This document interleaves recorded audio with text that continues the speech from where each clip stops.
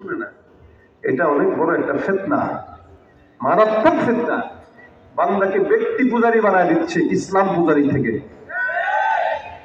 মূলত কোরআন পূজারী ইসলাম পূজারী হওয়া দরকার। কোরআনের কথা যার কাছ থেকে শুনবো সেখান থেকেই নেব।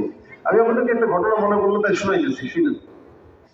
দিল্লির একজন বড় বুজুর্গ ছিলেন ইসমাইল রহমতুল্লাহ আলাইহি। তাকে ইসমাইল শহীদ নামে মানুষ চিনতেন। হযরত হাজী ইসমাইল শহীদ রহমতুল্লাহ আলাইহি উনি অনেক বড় আলোচক ছিলেন, বক্তা ছিলেন। ওই সময়ের জামানায় উনি অনেক চমৎকার বয়ান করতেন। হাজার হাজার মানুষ ওনার বয়ান শোনার জন্য পাগল ছিল। এখনই না ফেসবুকের জামানা, আমার দূর থেকে দেখলেই চিনে মানুষ।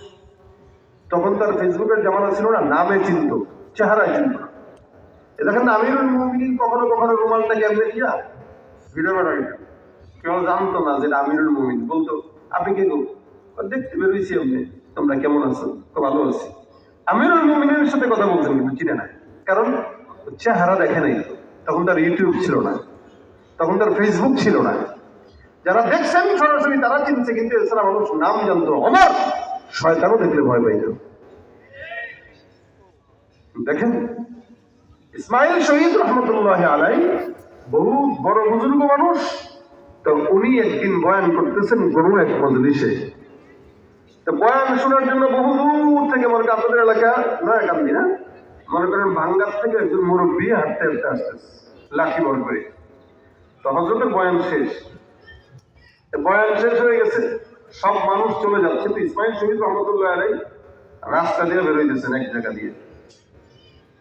এই মুরব্বীর সাথে দেখা, মুরব্বী বলতেছেন, বাবা ইসমাইলের বয়ান, ইসমাইল হুজুরের বয়ান কি শেষ? কারো বলতেছে? বক্তা নিজেরে বলতেছে।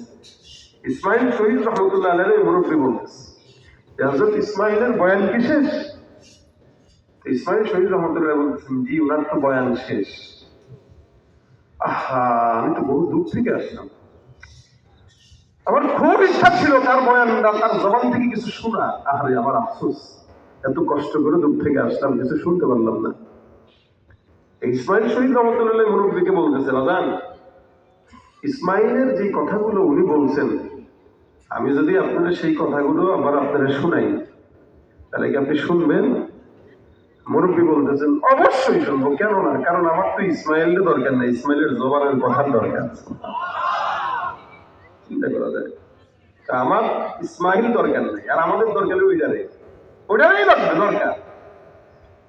আজকে সন্দীপ থেকে ফোন দিয়েছে, হুজুর আগামী বছর মাহফিল দিতে হবে। আমি তো সন্দীপকে বা সন্দীপে যাই না, এখন তো